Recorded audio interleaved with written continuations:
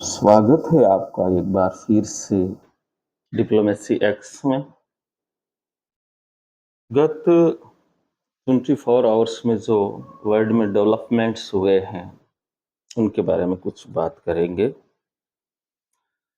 आपको ये तो पता है कि प्रशांत महासागर में मुक्त आवाजाही और व्यापार और वाणिज्य के उपयोग हेतु चीन के बढ़ते दबदबे को काउंटर करने के लिए क्वाड बना है। ठीक है, इसी के परिप्रेक्ष्य में आप और देखिएगा कि भारत और अमेरिका के बीच रक्षा समझौते हो रखे हैं। डेवलपमेंट ये हुआ है कि अब यूएस और यूएई यानी संयुक्त अरब अमीरात के मध्य रक्षा सहयोग हो गया, यानी कि एक तिकड़ी बन गई, भारत, यूएई और यूएसए। अब यहां एक हिंद महासागर की, दूसरा पश्चिमी अफ्रीका की और खाड़ी की। यहां इसके वाणिज्यिक और सामरिक महत्व को देखते हुए ये जो तिकड़ी बनी है, क्योंकि कल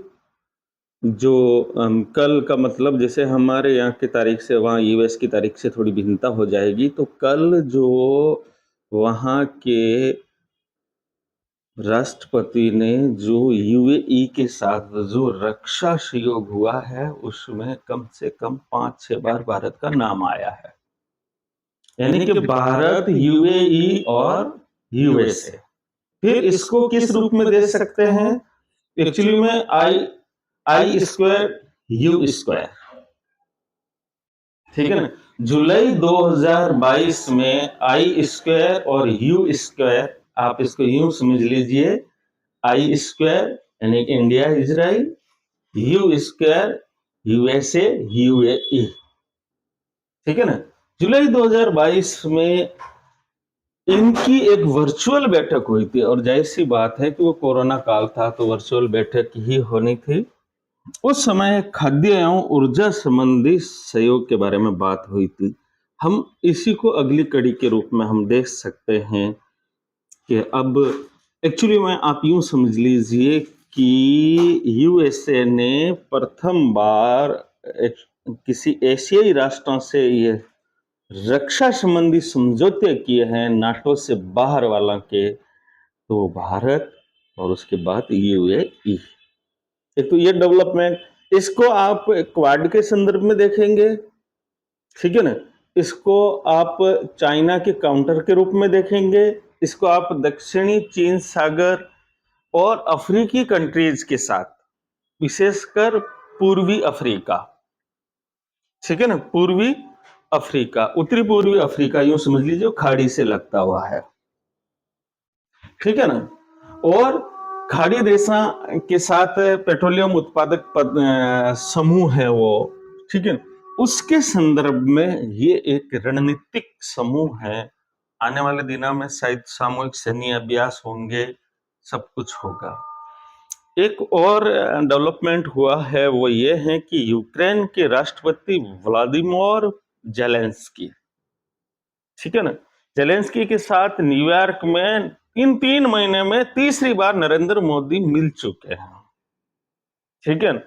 और सबसे बढ़िया बात यह है कि एक्चुअली में जेलेंस्की चाहते हैं कि शांति समाधान संबंधी दिल्ली में एक सम्मेलन होना चाहिए।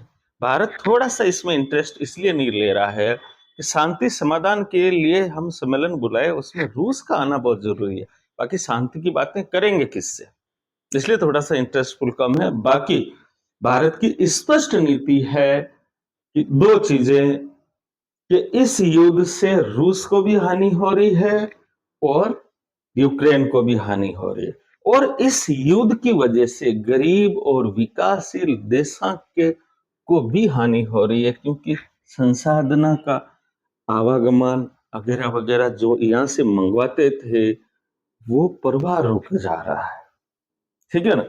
तो भारत की स्पष्ट नीति है कि युद्ध किसी समस्या का समाधान नहीं है, केवल वार्ता और कूटनीति के द्वारा ही किसी चीज का समाधान निकाला जा सकता है। एक कोई खास नहीं है, फिर भी एक घटना हुई है। बीएसएफ के जवान को बांग्लादेश बॉर्डर पर बांग्लादेश के कुछ उच्चका ने भारत की में प्रवेश करके, क्योंकि सीमांकित तो इतना है नहीं ना, बाड़ाबंदी है, उठा के उसको ले गए। तो मतलब ये कह रहे लावा लूटा कर लिया, बीएसएफ के जवान को उठाकर ले गए, ठीक है ना। फिर बॉर्डर गार्डर बांग्लादेश जो है, बीजीबी, उनसे वार्ता करके वापस लाया गया।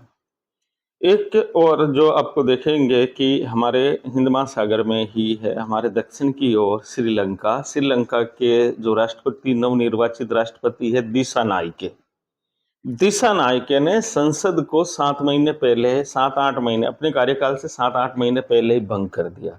वो नई सांसद का निर्वाचन करवाना चाहते हैं, उसको भंग कर दिया गया है। और एक जो सबसे प्रीलिम्स के एग्जाम की दृष्टि से देखें तो हरमी अमर सूर्या करके एक लेडीज है। अब देखिएगा, एक तो अमर सूर्या है, वो प्रधानमंत्री बनी है जो लेडीज है, और महिला राज्यवर्धन वो पुरुष है। ध्यान रखना थोड़ा सा ये। तो ये अमर सूर्या जो है वो लेडीज है, ठीक है ना। ये दूसरी श्रीलंका की महिला प्रधानमंत्री बनी है, ठीक है ना।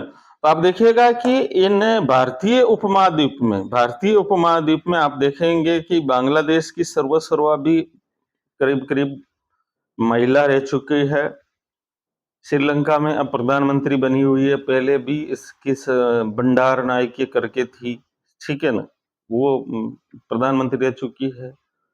बेनजीर भुट्टो पाकिस्तान में। तो मुझे ऐसा लगता है कि दक्षिणी एशिया में महिलाएं ज्यादा सक्षम है बजाय पुरुषों के, ठीक है ना, इलीट क्लास में।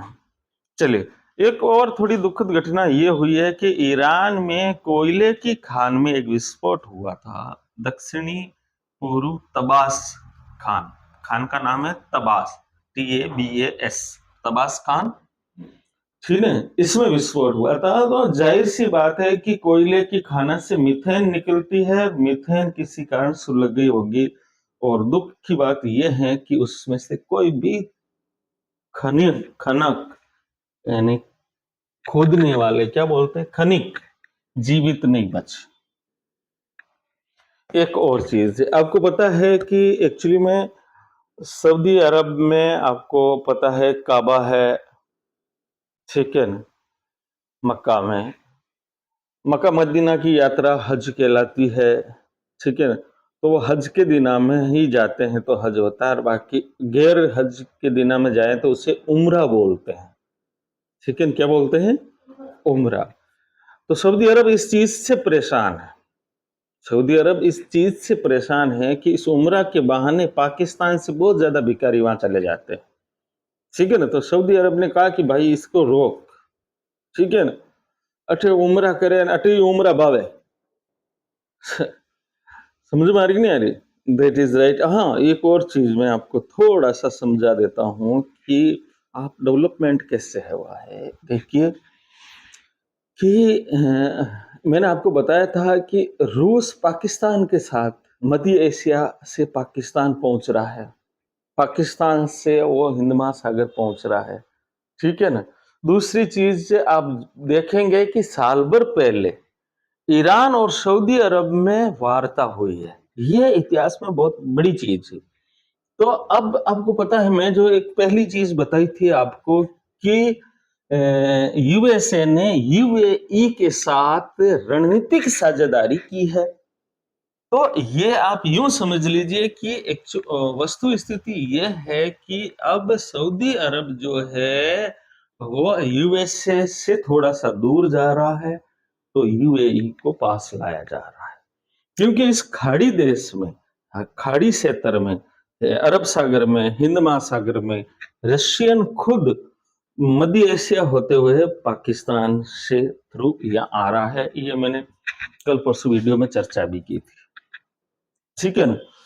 ये थोड़ी सी एक है इसके अलावा एक और वीडियो डालेंगे जो अपने पर्यावरण से संबंधित है। ये थोड़ा सा डेवलपमेंट है, जो नए डेवलपमेंट होंगे वो अपन कल बात करेंगे।